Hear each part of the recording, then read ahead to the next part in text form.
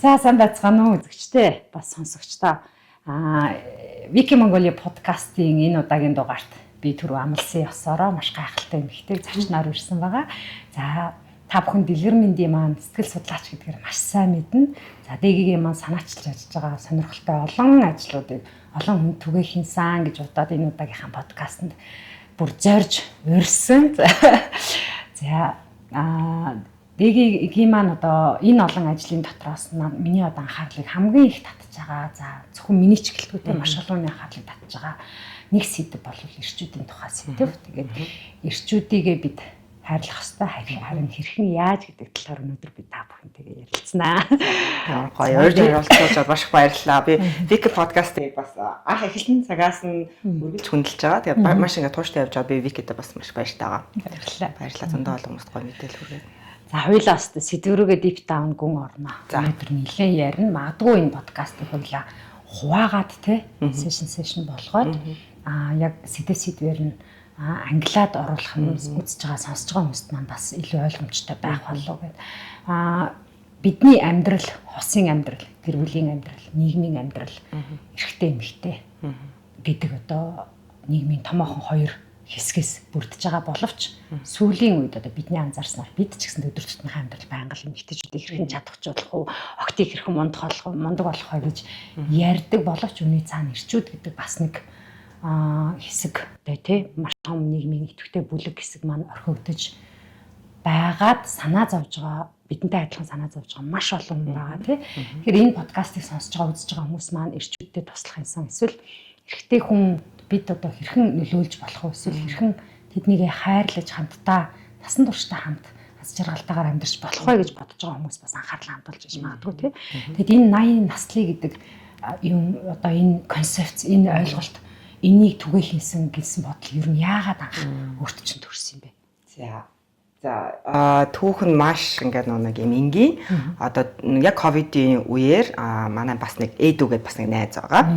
Бид хоёр хоорондоо ярилцчаа. Ер нь ийм гоё олон нийтэд түгээсэн хөтөлбөрүүд байх хэрэгтэй тэгээд дэги чи юунд сонирхолтой юм бэ? Юуг илүү ингэж нийгэмдэр гаргаж ирэх хүсэлтэй вэ? Ер нь юу хамгийн том асуудал вэ гэд ингээ ярьсан чинь би өөрөө мэдлгүй. Одоо нэг ухамсаргүйгээр үл ухамсарлаа гэсэн үг шүү дээ.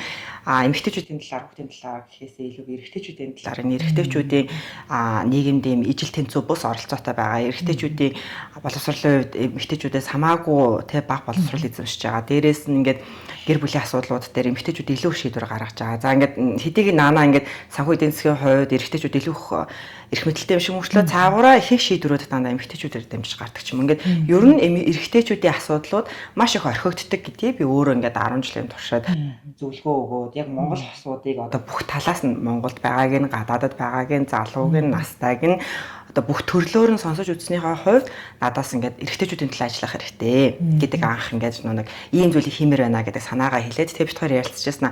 Төсөл маань өөртөө ингээд гоё нэртэй байх хэрэгтэй. Яг ямар байх вэ гэсэн чинь одоо эрэгтэйчүүдийн дундаж нас 67 байна. Энийг дундаж насыг нэмэгдүүлэх хэрэгтэй.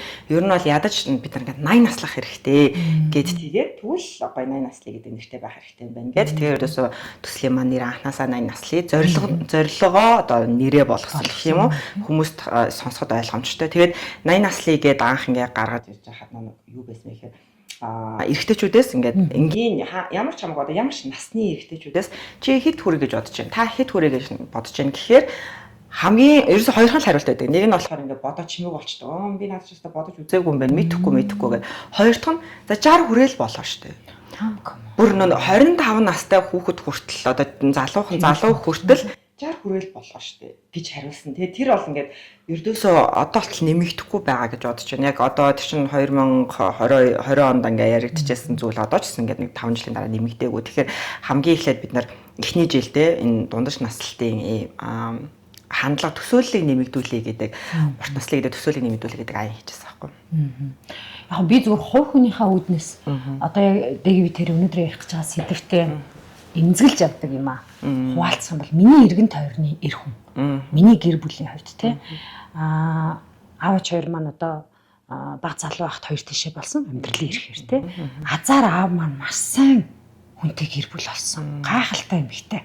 Одоо тэгээ хоёулаа хоёр биенээ түшээд сайхан амьдарч байгаа. За тэгээ эргэн тойронд байгаа ингээд нагаз ах нар, авга ах нар тэ эднэрийг ингээд хараад за өөрийнхөө иргэн тойронд байгаа эрэгтэй найзуудаа ингээд харахаар яг ингээд нэг үлгэр дуурайл болоод эрүүл сарвал яваад тий энэ одоо үлдэж байгаа үр хөвгттэйгээ 60 хүртлээ биш ядаж нэг 80 хүртлээ эрүүл сарвал явах болоо да гэж ажиглагдаж байгаа тун цог энэ яг гашуун болгож үнэн. Яа би ингэж хэлж байгаа заавал нэг эмгэгтэй, зовиртой, өвчнөтэй, за эсвэл хөдөлмөрийн чадвараа алдсан, эсвэл сэтгэл санааны хувьд аль хэдийн хүчгсэн байхгүй болцсон тийм хүмүүс байгаа байхгүй. Тэгэл ингээл угшлаа ингээд эргээд бодоод эднэрт ер нь хэн нөлөөлсөн бол тааг ингээд бодохоор нийгмийн асуудлууд байна. Зөндөө олон одоо миний аав ээжийн үе чинь их эвгүй одоо бид харахтаа их өрөвдөлттэй үе гэж боддог байхгүй. Яа тэгэхээр ийм нийгмийн айгүй хоёр үе дээр ингээд тоглолт амьдралынх нь гол залуу нас нь өнгөрцөн болохоор тэндээс авсан шок, ямар айдас бүх юм байгаа. За хамаг сайхан залуу нас нь өөр үед өнгөрчихсөн одоо яг өтлөмсөн тэгээ дараагийн үе дээр байгаа болохоор бидэндээ үлгэр дуурайл болж явна гэхээс илүүтэйгээр бараг арайч амьд явж байгаа юм удаа л гэж харагдмаар хүн байдаг. Дэгийн энийг бас над чиг боддгоо хувь хүний хувьд энэ үзэл бодлын хувьд надаас ялгаатай ойлголт одоо чи мэрэгжлийн хүн учраас викигийн бодож байгаа энэ хэсэг нь зөв энэ хэсэг нь буруу ч гэдэг юм уу эсвэл яг ингээд мэрэгжлийн хүний өнцгөөс харахад тайлбарлах зүйл байна хэсэг дээр. Одоо хувь хүний талаас бол надад ч гэсэн ингээд эмзэглэж байгаа зүйлс зөндөө байгаа шүү дээ. Одоо би чинь одоо ээжийн талаас аавын талаас гэлэх юм зөндөө ах нартай тий тэгээд 90 тойрны одоо найз нөхдийнхөө ингээд ерөнхий байдлыг энэ төр хараад тэгээд дээрэс нь сая ковид үеэр ингээд бид нар маш их залуучуудыг одоо үе тэнгийн залуусаа ковидд алдсан тий тэр бол ингээд дэлхийд даяараа ганц Монгол улс биш дэлхийд даяараа болж байгаа маш эмгэлтэй тий ганцхан чинь ихэнх нь эрэгтэй хүүсийнх нь л яг энд нөлөөлөгдөж байгаа шүү дээ тэгээд энэ бас зөндөө олон зүйлс нөлөөлөж байгаа. Тэгэхээр хувь хүний зүгээс ингээд анзаарч харж гашуудж байгаа зүйлс бас зөндөө одоо ингээд хамаатан саднуудынхаа дундчилсан тий зүгээр мэрэгжлийн үүднээс бол одоо яг над дээр ирж байгаа дийлэнх харилцагч нар чинь эмэгтэйчүүд 70% нь эмэгтэйчүүд байхгүй. Одоо гэхдээ өөрчлөгдөж 60% бас болж байна. Одоо гэдгийг эрэгтэйчүүд нэмж зөвлөгөө авч эхэлж байгаа гэсэн. Тэгэнгүүт би дандаа л эрэгтэй хүний түүхийг эмэгтэй хүнээр дамжуулж харж байгаа. Тэгэхээр ингээд дамжуулж харахаар тэр хүмүүс ингээд дандаа буруутнууд нь эргэтэл болж дуусна шүү дээ. Одоо тэр нэг зөвлөгөө өөрөө өөртөө авч байгаа. Би хосын харилцаа.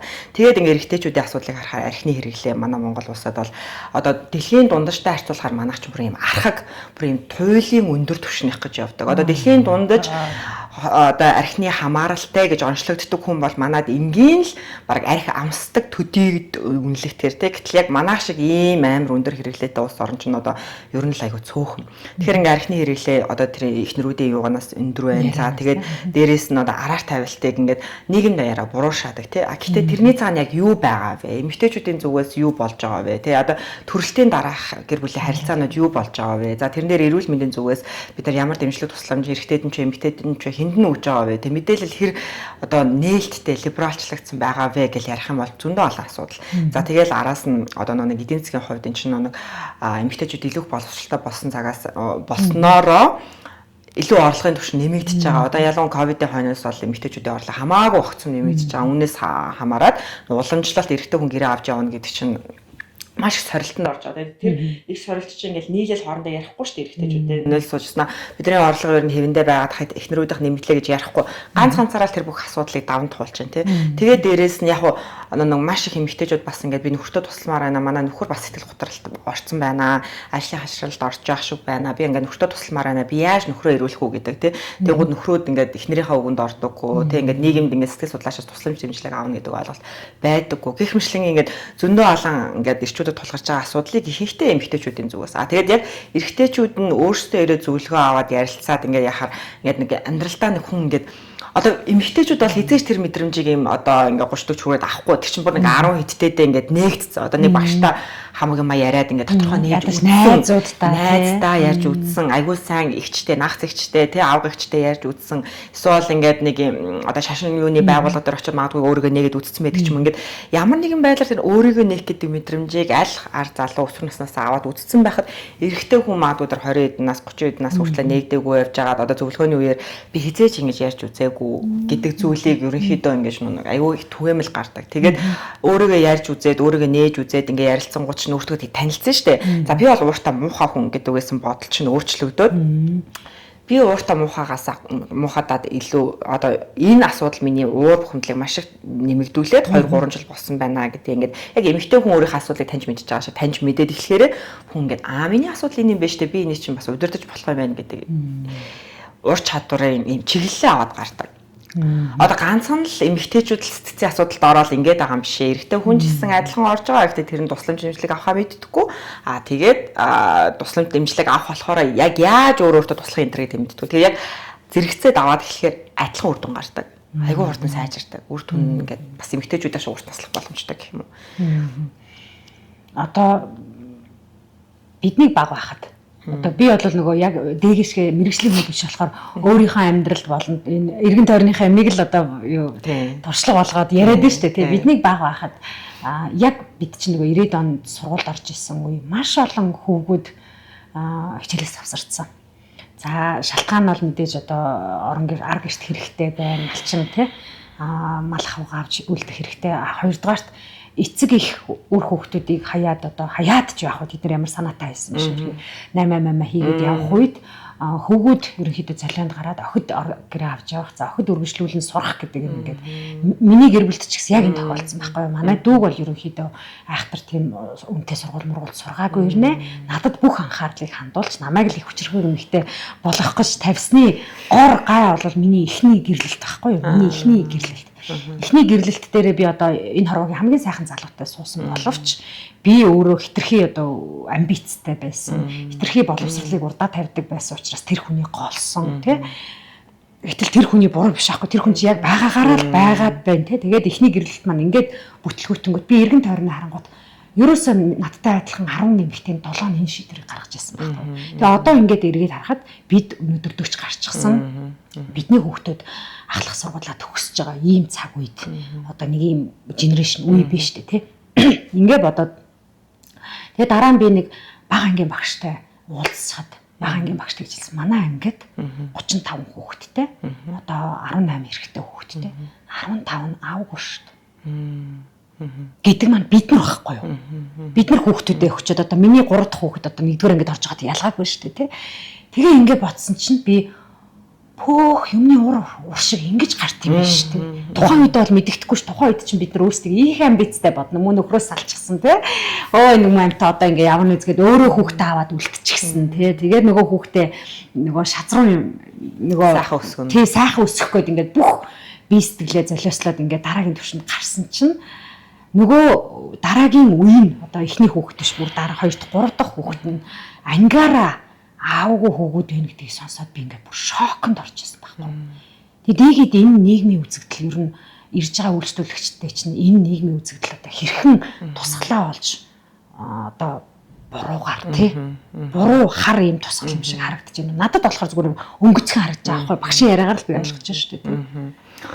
Одоо нэг өнгөцгөн биш гүнж байж болно шүү дээ. Одоо ингээд тэр ингээд чам сэтгэл төрүүлж шүү дээ тий. Одоо нэг надад дандаа нас нүрсэн хүмүүс ирж байгаа тийм өсвөр насныхан бас тусдаа. Тэгэнгүүт яг одоо яг энэ асуултанд илүү өсвөр насны сэтгэл судлаач нар илүү сайн тийм ингээд яг миний одоо үйлчлүүлэгч нарын ирж байгаа хүүхдүүдийн тэдэн хувь нь аав ээжгүй байна. Эмэгтэй эрэгтэй гэж ялгаж гарч ирж штэ. Над дээр болохоор аль хэдийн насанд хүрсэн. Тэгээ баг багтаа аавгүй өссөн. Эсвэл хойд аавтай өссөн хүмүүс ирж байгаа байхгүй юу? Одоо яг ээж нь ганцаар өссөн, аав нь ганцаар өссөн. Гэхдээ аав нь ганцаар өссөн түүх баг ховортой. Ихэнхдээ ээж нь өсвөл 2 дахь аавтай байлгасан одоо эцэг өөр дүү нартай байсан. Эсвэл эмээ өөдөр өссөн тий. Тэгээл нэг энэ архины хэрэглээний одоо хүчирхийлэл юун дотор өссөн гэдэг ийм гэмтэл дунд насанд хүрээд 30 40 настай байгаа хүмүүс л ихвшил над дээр ирж байгаа. Тийм учраас тэр хүмүүс нэг хүүхдүүдтэй тэрийг үзүүлэхгүй тулд одоо их нартайгаа нөхөртөөгөө хамт байдаг. Гэхдээ хамт байх гингуу дахиад архины хүчирхийлэл үргэлж байдаг тий тэрүүнээ салахгүй гэдэг шийдвэр дээр ингээд байж лээ. Тэгэхээр ингээд маш хэцүү. Одоо нийгэм дээр одоо салалт бол нэгэнд ингээд дэлхийд даяараа бол ингээд нэгэнд одоо ингээд нэг байж болохгүй үзэгдэл гэхийнхээ оронд одоо эн чинь хүний амьдрал юм байна. Сонголт юм байна. Одоо Америкт энэ төр бол одоо хүн амьдралдаа 2-3 удаагийн гэр бүл үүсгэнэ гэдэг. тий хэвийн үзэгдэл болсон. Одоо уламжлалт сэтгэлгээнээс харахад энэ бол айгүй муухай тий ингээд энэ дэлгэр өнөстэй онцгүй буруу юм ярьж байна байхгүй яа. Гэхдээ яг ингээд бодит байдлаа ингээд өнөөдрийн цаг хугацаанд харах юм бол бид нар эмэгтэйчүүдийн хүсэл мөрөөдөл, эрэгтэйчүүдийн хүсэл мөрөөдлийн энэ мэдээлэл хэрэг либералчлагдчихаа. Дээрээс нь дэлхийд арай хүмүүс ч урт насалж байна тий. Өмнө нь бид нар 45 хүрээл дайны үедэд нас ордог байсан бол өнөөдөр 80 хүрч байна тий. Тэгэхээр чинь тэр болгонд чинь бидний зорилгод өөрчлөгдөж байгаа учраас түүнийгээ дагаад одоо ингээм амьдрал угаасаа 2-3 удаагийн өөр гэрэлтүүд байж болно энэ төрөд хүлээн зөвшөөрч байгаа байхгүй. Тэгэхээр одоо тэрийг одоо би яг мэрэгжлийн үний үүднээс бол энэ үнэхээр муу тийм ингээд аагүй өөрийнхөө аавтай насанд хүртэл байгаагүй бол энэ одоо сэтгцийн үед үнэхээр асуудал үүсгэнэ гэж хэлхийнхээ оронд бид нар байгаа нөхцөлдөө үнэхээр тэнд хэрэг хүчрхийл байгаад эхнэр нөхөр салах шиг шийдвэр гаргасан бол тэр нь зөв байсан. Тэгээ тэрэнд одоо эргэж нүг яах хэрэггүй. А хэрвээ ингээ ганцаараа өсөж байгаа тохиолдолд эсвэл дараагийн аавтай өсөж байгаа тохиолдолд тэнд яаж харин тэр одоо 3 хүний хооронд 4 хүний хооронд харилцаа зөв явагдах вэ гэдэг рүүгээ ур чадвар суух чиглэл рүүгээ л явах нь зөв. Одоо ирээдүрүүгээ л явах нь зөв. Өнгөрсөнд би тэр үйлдэлийг хийгээд одоо магадгүй тэр 15 хүүхэд аавгүй байсан гэдэг тэгэнгუთ тэрийг сонсоод нэрээ тийм биз дээ. Яагаад анхныхаа нөхөрт уучраа олчих болоогүй болоо гэл те. Буцаан суухамсаа өнгөрсөн лүү ингээл яваад эхлэнгуут чинь бид нар өөрийгөө буруутгах нь нэмэгдэн. Одоо яг хүүхдтэй анхаарал хандуулж байгаа байдал маань ингээл нэмэгдэн. Дээрээс үнийг буруутгах нь тийм. Зөндөө олон зүйл дээр ингээ буруутгах. Тэгэхээр бид нар аль болох ирээдүйдээ чиглэж л ур чадвараа нэмэгдүүлээ. Одоо нэгэн тийм холимог гэр бүлүүд одоо дэлхийн нийтийн загвар болчихсон тохиолдолд энийг бид нар тодорхой хэмжээнд хүлээмжшөөрөөд харин яаж энэ гэр бүлүүд хоорондоо ингээд гоё эв найрамдалтай тий одоо жишээлбэл хүүхдүүдийн хормонд одоо энэ чинь ингээл хоёр талын 2 ээж аав нар ирэх болол тий энэ чинь өмнө нь ингээл 4 ээж аав байдаг гэсэн бол одоо магадгүй 6 8 байх гэдэг нь шүү дээ. Тэгээ тэр болгоны чинь бид нар ингээд эвтэйхэн уламжлалтад цогцуулаад хүлэмжшөөрөөд энэ маань миний аав, энэ маань миний ээж гэдэг ингээ хүлэмжшөөрөөд ингээ явахгүй бол бид нар бас хитрхи ингээл өнгөрсөн лөө яагаад гаргасан шийдвэрүүдээ өөрчлөгдөөл ингээ явах юм бол бас аюу хэцүү. Тэгэхээр яг одоо гэр бүл цуцлах дээр ингээд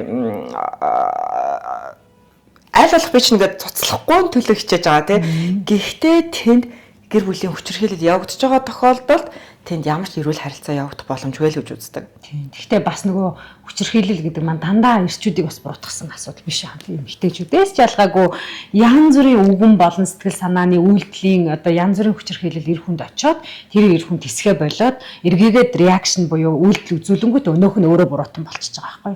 Би нэг дээр юун дээр эмэгтэйчүүдийн арга хэмжээндээр манай нөгөө цэрэн давгүй штэ жүжигч. Тэрний нэг аавын аяг гэдэг нэг хайхтар философитой юмыг уншаад сонсоод бүр тэр өдөржингөө ингээ шокнд бүр ингээ гүн орсон байхгүй. Тэгээд тэр цэрэн давгуун хэлэх гээд байгаа санаа болохоор айл гэрт аавын аягаар дамжуулж гэр бүлийн манай энэ нүүдэлчин ахын соёл явж идэм байх л та. Аавын аяганд эхлээд хоол хийх хэрэгтэй тий. Аав эхлээд идэх хэрэгтэй. За аавын аяг дандаа цэвэрхэн байх хэрэгтэй. За аав үгүй болоход за нассан тэнгэр талих тий одоо жишээлбэл үгүй болох үед эсвэл байхгүй үед дараагийн ахад эхэлж аяхалдаг. Хизээч дүү аавын урдуур орж аяхал болдоггүй ч гэдэм үү. Энэ өөрөө бичигдээгүй манай ахын соёл гэр бүлийн нөгөө бүтэн гэр бүлийн соёл маань энд яваад идэм байна. Тэгээ аавын аягаар дамжуулж ээжүүд одоо аавыг хүндлэх ёстой, эр хүн чухал байх ёстой гэдэг имийг хүр хүүхдүүдтэй зүгээр үгээрээ биш үйлдэлээр үзүүлчихсэн юм байна л да. Тэгээд тэр аавын аягийн дараагаар жүжигчин ганчмаг бас юуны хаан одоо ирээдүйн бэрдээ зориулсан шүлэг гэдэг амар гоё юм уншаад бид нар чинь бүгдээрээ уйлаад тэгээд би юу гэж бодсон гэхээр энэ философиг бид нар их түгэх хэрэгтэй байна. Яг та барууны амьдрал, Америкийн амьдрал, за зүүн өмнөд Ази хол бүр өөр амьдралтай. Япон, Солонгос гэх юм бол бүр өөр болно тий. Гэтэл манай Монгол ёсонд гэр бүл ялангуяа эр хүний хүндлэн дээдлэн гэдэг бол зөвхөн аягаар дамжсан энэ философиг л баг энийг шүлэг болгоод тэр нэгдүгээр ангийнхан цээжлүүлмээр юм бэ гэж бодсон байхгүй. Тэгээд бидэнд ч бас бусад улс өх орноос ондоошсон ийм сонирхолтой гэр бүлийн соёл бас байдаг юм байна. Энийг харин хэрхэн түгээж За нийгэмд болохгүй байгаа гэр бүлийг бол өнгөрсөн хэрэгтэй. Одоо байгаа одоо энэ үр хүүхдүүдээ бид нар гэр бүлийн бүтэн соёлыг хэрхэн цааш нь авч явах вэ гэдэг тэлтэй анхаарч ажиллах болохгүй юм байна даа гэж би бодсон. Үнэхээр одоо ингээд одоо хэдийгээр би өөр Америкт сурсан. Тэгээ одоо ингээд ерөнхийдөө ингээд миний уншиж байгаа судалгаа нам тохиолч тэр чигээрэл англи хэл дээр л байгаа байхгүй юу? Ердөөсөө тэр цагаас хойш яг тэр монгол хэл дээр яг ингээд судалгаанууд энэ төр гардаггүй тэг олон улсын хэмжээнд хөтөлбөр шүүрэгдэх тийм материалууд ердөөсөө байдаггүй. Тэгэхээр чинь бид нар их сурвалжаа дандаа л ингээд англи хэл дээр л авч байгаа. Тэгээд хэдийгээр тэгж ажиллаад ингэж байгаа гэсэндээ яалтчгүй монгол соёл маань миний зөвлөгөөнүүд дотроос миний ингээд юун дотроос хэзээ ч арилахгүй. Одоо яг тэр чинь бидний давуу тал тий тэр нь бидний одоо монгол хосуудын онцлог. Одоо гадаадд байгаа монголчууд ч гэсэн яа надаас зөвлөгөө авч аваа гэхээр монголоор яриад тий ядаж ингээд нэг хэл зүг хэлсэн ч гэсэн тий аав нахаа ахаа алх хүндэлдүүгээ дэлэн хүндэлгээд хэлэхэд ч гэсэн тэр чинь ингээд ойлгогддог тий хоорондоо ингээд маргалдахдаа би тийм мэдрэмж авдаг. Би яг ингээд дутуул санагдаад байна гэдэг ч юм уу тий ингээд одоо сэтгэл маань дүүрэн биш байна. Сэтгэл маань зовирлаад байна гэдгийг англиар одоо anxious гэж хэлнэ гэхээс биш яг тэр сэтгэл тэр дүүрэн дундуур гэл те миний одоо heart is full гэл тэр чинь ингээ яг болохгүй те тэгэхээр ингээ бидний яаж вэ монгол хэлээ дагаад энэ монгол хэлэнд ашиглагдаж байгаа үгнүүд түүгээр дамжуулж бид нар нэндээ хэлж байгаа тэр утга бол үнэхээр онцлог. Одоо сэтгэл гэдэг дээр л хоршиж ямар хүүгнүүд орж ирдэг үү? Тэр англи хэлэн дээр бүгдээрээ харьцуулагдах хүүгнүүд энэ төр байдаггүй. Зөвхөн тэр сэтгэл одоо тэр дүүрэн байна, амгалан байна уу, тайван байна уу, зовиртой байна уу, өвдөж байна уу энэ төр гэдгийг чинь бид нар яг монголоор ойлгож байгаа байхгүй. Сэтгэл өвдөн гэдэг чинь хүртэл ингээд америкчууд бол ингээд яг юу нүгдэх юм те тархаараа өвдөд байгаа мó? Яг би чинь өвдөд байгаа мó? Эсвэл зүрхчин өвдөд байгаа мó? Би физиологоор өвдөд байгаа мó? Ингээд оюун бодлоор өвдөд байгаа мó? Чи ялгахгүй хахад бид нар ч сэтгэл өвднө гэхээр бүтэн биеэрээ тий бүтэн бие тэр хуваагдсан юм бол байхгүй бүтэн биеэрээ өвдөж байгаа тий тэнд чинь яг л хүн өвдсөн юм шиг мэдрэмжтэй гэдэг шууд ингээ ойлгочтой байхгүй. Тэгэхээр би ингээд одоо энэ олон жил ингээ ажилласны дараа би ингээд англи хэлийг шүтэж бишрэх биш тий ингээд илүү монгол хэлний тэр илүү монгол хэлээр бид нар ингэж дамжуулагдаж хэлж байгаа үгнүүд энэ бол яг л бидний ингээд оюун ухааны тэр баялаг гэдэг чинь бол үнэхээр үнэ. Энэ үгээрээ дамжуулаад бид нар сэтгцийн хувьд эрүүл байх энэ одоо арга техникээ яг монгол үгнээс л олох юм байлаа. Одоо тэр хээр хөдөө гарснаа дүүрэн амьсгал авах гэдэг чинь бол яг бяцлалд бол ингээд гүнзгий амьсгал аваад гарах гэж байгаа. Тэгэхдээ яг ингээд монгол хүн ингээд хөдөө очиод дүүрэн амьсгал авах гэдэг бид нар шууд хилэнгууд ингээд хөдөө очиод цэвэр агаар ингээд амьсгалаад гаргаж байгаа штэ. Тэрийг өөр ямар ч улсын ямар ч хүн тэгж ойлгохгүй. Яагаад тэгэхээр тийм дүүрэн амьсгал өөр хаанч байхгүй. Тэ дээрэс нь тэрийг тэгж амьсгалж мэдэрдэг энэ төр гэдэг хинч мэдрэхгүй. Тэгэхээр ингээд яг энэ гой зүйлсүүдийг бид нар яг одоо сэтгцэн эрүүл мэнд дээр бол үнэхээр хатгалж үлдэх хэрэгтэй юм байна лээ. Дээрээс нь тэр хосын харилцаан дээр ч гэсэн одоо тэр аавын аяагаас гадна хүүхдүүдтэй тий одоо зүгээр одоо мах ингэж чансан мах хувааж өгөхөд хүртэл аав нь хуваарлаж өгдөг. Тэгэхээр аль хэсэг өгөө тий гэдгийг аав нь шийддэг тий. Тэгээ тэн чинь ингээд хүн болгон гараа руу хүрээд байгаа биш шүү дээ. Одоо л ингээд бүгдээрээ нийлэл үр хүүхдгүй ингээд ганцхан аав гараараа хүрдэг тий. Аав түгээдэг. Тэрний гар ариун цэвэрхэн байна тий. Юм humаа мэдчихэв. Аавын хутхан тусдаа, аавын хутханд хүрж болдоггүй гэдэг одоо би дахуу соёлоо эргээд бодох юм бол аавыг хүндэлсэн гайхамшигтай юм байдаг тий. Тэгээд гэтэл би дээр нэг таксинд суусан чинь нэг таксины жолооч Америкт байжгаад ирсэн байна л да. Тэгээд ихчээ би яг үнийг хэлэхэд та Монголд үнэхээр би сэтгэл готролтой хэцүү амьдарч байна. Яасан гэсэн чинь эргэн тойрны маань найзууд одоо бүгдээрээ л Америк Солонгост байжгаад эртэл гэр бүл нь одоо салах хэмжээнд хүрсэн байна. Дээр нь одоо ингээд гэр бүл байсан найзууд нь ингээ ирчүүдийгээ одоо тэр залуу ярьж байгаа бол ерөөсөө нөхрөдөө хөөгөө гаргачих чинь гинэ эмгтээчүүд өгчрэх болоод ирэхээр тэгэнгүүт цагаан сараар махыг хөндөх. Тэгэхэд нь дээж нь барих эр хүн алга. Гэрт нь. Тэгэл нэг л ахмар байхгүй. Тэгэл ингээл найзындаа очиж би гэр бүлээрээ очоод тэр эр нөхрийнхөө буюу өмнөх найзынхаа хийдэг байсан үйлийг хийж гэнэ гэж. Махыг хөндөж өгч जैन. Дээжийг барьж जैन. Одоо тэр хомор нь эзгүүрчээд байна шүү дээ. Тэгээд ихчээ энэ бол зөвхөн миний хідэн найз тохиолдод байгаа зүйл биш байхгүй юу? Эргэн тойрноо хараад за тэгээд Монголд энэ үйлчилж байгаа гэр бүлийн хуулиуд. Гэр бүлийн хуулиуд бол энэ махаа зулгаад ирсэн монгол залуучуудыг бол өгөөрүүлж зүгээр гудамжинд гаргаа хийж байна. Эр хүн нь өөрөө гудамжинд гарч ичж байна.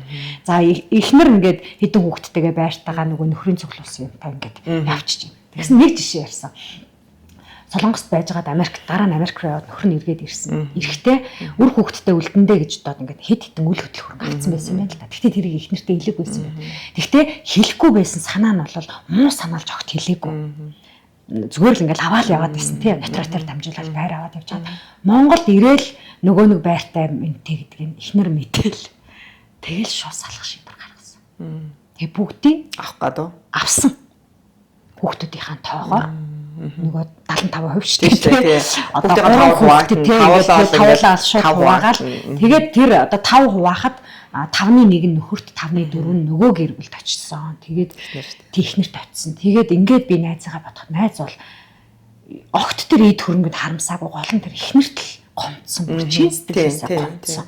Тэгээ гомдоод сэтгэл зүйч дээр очиж байгаа юм уулзж байгаа. Тэгээд эр хүн юм чиндээ би одоо дахиад би чаднаа тийм. Тэгтээ би ингээд нэг юм бүтэн амьдрал гэж байдаг бол би ингээд 5-ны 4-ийг нь би ингээд эд хөрөнгө биш те амьдралынхаа босгосон юмныхаа 5-ны 4-ийг буюу 5 багна гэдэг бол 4-ийг нь нураач хайчаад нэгэн дээр арайчуд огонцож амьд явчихна гэж хэлсэн гэж байгаа байхгүй. Тэгээ би энийг ингээд бодоод ай хүүхнүүдээ яагаад ийм хайхтар юм бэ гэд яг тэр эмэгтэй ч гэсэн яг өөрийнхөө өнцгөөс тайлбарлана л та. Эмэгтэй хүн бас ингээд эр нөхөртөөгөө бүтэн баймаараас ч өнөөх нь мөнгө төгрөг хөөгөө явцсан байхгүй юу? Эмэгтэйнүүдээр хэдүүлээ харна шүү дээ тийм. Гэтэл энэ иймэрхүү кейс дэegi дээр хэр ирж байна. Энэ нөхцөлд дэegi одоо дээр ирээ зөвлөгөө аваад явхад ямар мэрэгжлийн одоо үднээс ямар мэдрэмж төрөөд үлдэж байна. Хооштой энэ ингээд салах гад ирж байгаа гэр бүлүүдэд ер нь яаж зөвлөлт? Ямар мэдрэмж төрөөд байсан нь одоо ухамсаргүйгээр 80 насны юм шиг байгаа. Уг нь бол тэр. Тий. Тэгэхээр одоо би өөрөө ингээд чи юуны тал ажилламаар байна гэсэн чинь одоо ингээд хэрвээ эмэгтэйчүүдийн одоо би чинь өөрөө тэр их мэдээллийг зүгээр хадгалаад байгаа би чинь одоо ингээд баг нэг дата юу болчихж байгаа байхгүй юу? Компьютерээ тий компьютерээ файл зулуулсан би зүгээр л ингээд хадгалаа явж байгаа хүн байхгүй одоо миний би физиолог тарих маань одоо тэр хүмүүсийн дээр зовлон зүгээр бүгднгийн сонссон учраас бүгднгийн мэдэрсэн бүгднгийн би тэрийг байнга санахгүй ч гэсэндээ миний үл ухамсарлах хэсэгт бол ингээ хадгалагдсан.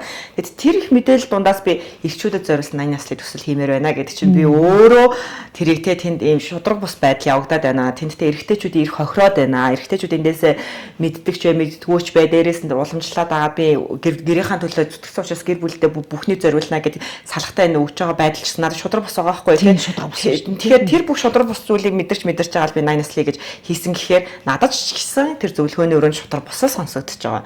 Хэдий би ингээд эхнэрт зориулж нэгэнд тэр хүн өөртөө зориулж цаг аваад ингэж байгаа. Тэг ингээд би одоо нөхрөөсөө салах хэрэгтэй байна. Яг тэгэхээр манай нөхөр ингэдэг гэл тэр хүний хувьд бол хамгийн зөвл одоо гаргалгаанууд байгаа шүү дээ. Тэрэн дээр нь ярилцаж үзээд за шууд салаа гэдэг зөвлөгөө одоо яг одоо ингээд надаас зөвлөгөө авч ирсэн хүмүүст би өгчээсэн гэж огт бодохгүй. Дандаа л за та энэ сул талуудад нь байгаа юм байна. Энийг төвлөрөмжшөрөд амьдарч чадах уу? Танаа нөхөр энэ тал дээр бас тантай ингээд тохиролцоо хийгээд өөрчлөлтийг шийдвэр гаргаж чадах нь уу? Гэт ингээд дандаа л нэг ямар үйлслүүд дээр ажиллах уу? Ямар сөрөг үйлслүүдэд багасгах уу? Ямар алдаатай бодлууд байгаа дээр өөрчлөлт хийх үү гэж ажиллаж байгаа. Одоо сэтгэл судлаач ийм л зүйлийн төлөө ажиллана. Тэрээс сонсчихсон тий та хоёр бол одоо салах ёстой. Гэдэг сэтгэл судлаач байл тэр ёстой маш ажиллаа огт буруу хийдэггүй арга техник маш буруу. Одоо хүний ингээд 15 жилийн амьдралыг те зүгээр сонсчихсан салхан зөв. Одоо бид нар 15 жилдээ сонсож байгаа найз шүү дээ те. Найз нар бол залхаад одоо би чиний асуудлыг сонсмооргүй те наадах нэг бол зүгээр сал. Тэ зүгээр хэдүүлээ уулзахаар айтайхан гоё юм ярий гэж л нэнийгээ салсал гэж байгаа шүү дээ те. Тэгэхээр найз нь биш учраас бид нарт ямар ч тийм ирэх байхгүй. Тэгэхээр ерөнхийдөө бол шудраг бус байдал маш их ингээ мэдрэгддэг. Гэхдээ тэрэн дээр ингээд шудраг бус байна тийм эрчүүдийг ингээ гэх тэнгууд эрэгтэйчүүдэд сайжрах хэрэгтэй зүйл яалтчгүй байгаа байхгүй юу? Яалтчгүй. Одоо тэр 80 насныгийн хамгийн том зорилго юу гэхээр за 60 хүрээл өвчөө гэдэг чинь хараа ерөөс гэр бүл дээрээ эдийн засгийн хувьд тийм оролцоотой байна. Тэгээ эхнэр бол тэнд 80 хүртэл оролцоотой байна шүү дээ 80 жил. Тэг сүүлийн 20 жилийн эдийн засгийн оролцоо за ганцхан хүүхдүүдэд туслах биш. Тэд нар чинь айгуул дарамт болно тий. Тэгвэл тэрийг эмэгтэйчүүд ганцаархан авч байгаа байхгүй юу? Яа дарамт болох уу? Тус болох уу гэдэг чинь эмэгтэй хүн шийдэн тий. Тэнгууд тэр 60 жилийн эдийн засгийн хувьд оролцоотой байгаа. 60 жилийн хүүхдүүдэд хүмүүжүүлэх оролцоотой байгаа. Одоо ээж аавтай байлаа гэхэд хүүхдүүдийн хувьд бол 40 настай дааж ээж аавтайгаа баймаар л байна, 50 настай байж баймаар байна, 70 настай дааж баймаар л байна тий. Бүгднийг өөр хүүхдүүдэд харуулаад өнөртгөн сайхан л баймаар байна. Тэнгууд одоо жишээ 30 40 жил аавыгаа хараад тэрнээс хойш харахгүй. За зарим нь бүр ингээд тий 5 жил хараад 10 жил хараад харахгүй ч юм уу тий. Хэдий аав нь байгаа ч гэсэн салгаа явцсан ээж нь холбогддгүй ч гэх юм. Тэгэхээр ингээд за эдийн засгийн хувьд дээрээс нь хүүхдээ хүмүүжүүлэх тэр оролцооны тэгээ дээрээс нь өөрийгөө өөрчлөх тэр үйлдэлийн хувьд одоо жишээл архины хамааралтай эхнэр ч гэсэндээ хүн цагны хамааралтай байж болно. Эсвэл шуналтай байж болно, мөнгө өрөх хамааралтай байж болно. За эсвэл гэр орондоо байдаггүй ажлыг хийхдээ ажлын хамааралтай байж болно тий. Ингээд аль нь ч гэсэн хүн ер нь амьдралдаа өөрийгөө өөрчлөх хэрэгтэй. Тэнгууд 60 хүрч байгаа хүн чинь за би архиа уусаар агаад өгчээ. Тэ би тамхиа татсараагаа л үхэн. За би өстө нэрээ энэ ажлыг хийгээд би дээшээгээ ингэж ахиж хөгжихгүй байсараагаа л үхэн. Эсвэл би ажилгүй байсараагаа л үхэн. Одоо ингэж өнгөрсөн гэдэг ч юм уу тэр үгийг хэлэхэд аюу амархан болчихж байгаа байхгүй. Яг тэр цаашаа наслахгүй юм чинь тэ 40 настай хүнд бол 60 аюу амархан 50 хүнд бол энэ үхэн энд гэж ярьж байгаа байхгүй. Тэгэхээр эн чинь өөрөө буцаагаад эрэгтэй хүмүүс өөрсдөө эмэгтэйчүүд тэр хэмжээний дараа болоод байгаа. Тэгвэл одоо бид нар чинь ингээд сэтгцийн хувьд ингээд хүн гэдэг амьтан чинь ирээдүйдээ тооцоолол хийж амьдардаг. Би ингэж амьдарсаар байх уу гэдэг дээр бид нар өнөөгийн тооцооллыг хийж байгаа байхгүй. Шийдлийг гаргаж. Одоо яг ингээд хэдийгээр эмэгтэй хүн түрүүнд ярьсан шүү дээ, тэ 4 нэгэд хөрөнгө аваад ингэцээ. Тэгвэл тэр эмэгтэй бодож байгаа байхгүй ингээд дараагийн 30 жил би энэ хүнтэй амьдран 30 жилийн туршид тэ энэ хүн надаас хамаг юм нуугаад юугаач хийхгүй тэ эдийн засгийн хувьд юугаач хэлэхгүй мөнгө хэрэгтэй байна гэсэн чинь нэг ширхэж төрөгч явуулахгүй тэгжээж тэр мөнгө цугларч байгаа шүү дээ тий. Тэрнээс их нэртэй өгөөд байсан бол мөнгө цугларахгүй. Тэгэхээр ингээд ингэж амьдрах уу эсвэл зүгээр одоо би ингээд тий эртхэн мөнгө одоо ингээд эртхэн нийт хөрөнгөнд байгаа дээр нь хүүхдүүдтэй тэрийг авч өгөх үү гэдэг чинь ирээдүйд дээрээ тооцоолол хийгээд тэрэн дээрээс одоо шийдвэр гаргаж байгаа. Тэгэхээр бас ингээд бас буруутгаад хахад аягүй хэцүү. Эртхэн байгаа дээр нь хүүхдүүдтэй хөрөнгөний өгчвөл бас болж байгаа байхгүй. Тэр чинь нэг эмэгтэйчүүдийн бас бодох хэрэгтэй зүйл тий. Тэгэхээр эрэгтэй хүн энэ дээр ингээд тий ингээд одоо хохироод үлдээд байна тийм ээ бид нар ингэж байна гэхээс илүү дээрэс нь эхлээд хамгийн эхлээд 80 наслыг гэдэг төсөөлтөй болох хэрэгтэй. Яг ингээд наслах бай.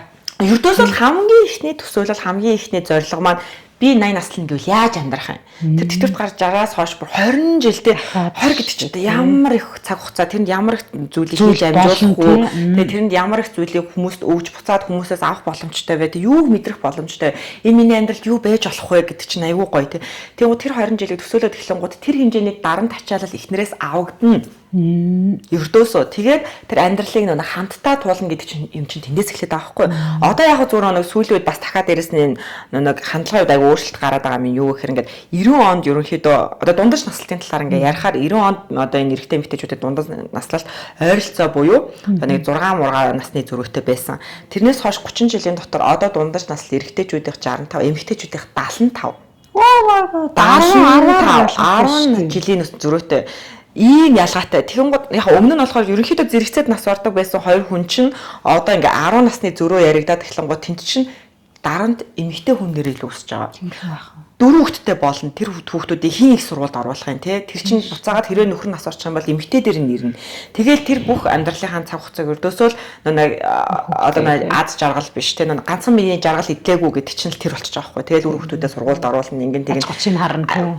4 хүүхдийн хэдэн хүүхдүүд те тэгэл 10 хүүхэд байлаа гэхэд тэдний бүгдийг нь хооронд зөөгөн яаны тэгээд эхнэрүүдийнх нь учрыг нь олно нөхрүүдийнх нь учрыг нь олно тэр чинь ингээд яг ингээд харахад манай ааштай хадам ээж гэдэг байгаа боловч яг үнэндээ амар том ингээд эдийн засгийн нийгмийн зохицуулалт явагдаж байгаа байхгүй юу тэрийг тэрэнд нь юу ч хэлвэл яаж ойлголцох уу гэд тэгэхээр ингээд бас ингээд айл ал талдаа бид нар энийг айгу зүв байгаад эрэгтэйчүүд хийх ёстой зүйлээ хийгээд одоо нэг зорих ёстой зүйл рүүгээ зориод эдийн засгийн хувьд ингээд ижлэхэн харьцаатай болчвол эхнэрүүдийн ч гэсэндээ энэ шудраг бус үйлдэлүүд удаад багасна. Яг тэр чинь зэрэгцэж явж байгаа учраас зэрэгцэж өөрчлөгдөж जैन зэрэгцэж ингээд шийдвэрүүд гаргаж जैन зэрэгцэж ирэх мэдлэлтэй болж байна.